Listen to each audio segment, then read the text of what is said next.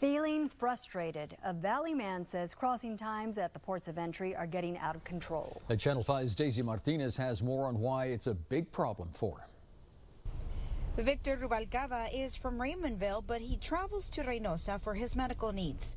That includes 50 miles he has to travel to get to the Hidalgo-Reynosa International Bridge. He says he hasn't had an issue with it until lately. I spent 6 hours crossing the bridge on Thursday from 9 p.m. to 3 a.m.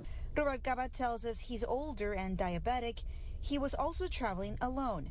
Sitting in a long line of vehicles waiting hours to get back into the U.S. was an extremely frustrating situation. All of a sudden the line stopped.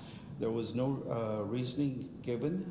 Apparently the bridge was closed and they didn't start moving the vehicles till approximately 3 a.m.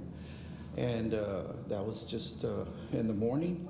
I live in Raymondville. It took me another hour and a half to 2 hours to get to Raymondville, so it was very difficult. He's concerned there is no help available for people like him on the bridge in case of a medical emergency. It's very tortuous. I feel it's inhumane and it's an abuse of travelers. Just tending to your bodily functions, it's very difficult for elderly and people that need medications. We took Rubalcaba's concerns to U.S. Customs and Border Protection officials. We wanted to know why he was stuck on the bridge for so long and if there are plans to help reduce the wait times. In a statement, spokesman Phil Barrera tells us an unexpected event took place that day.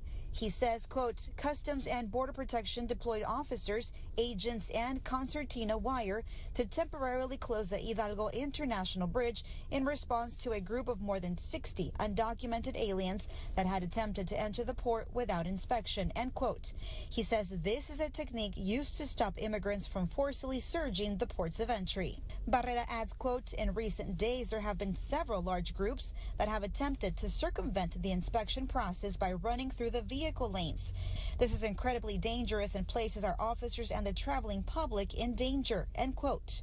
Rubalcaba says innocent bystanders like himself are also being affected by the current immigration crisis at the border. Thousands of travelers go back and forth, and we used to go back and forth within an hour. He wants a better solution for crowd control than stopping travelers at the ports of entry for hours. Daisy Martinez, Channel 5 News, Hidalgo.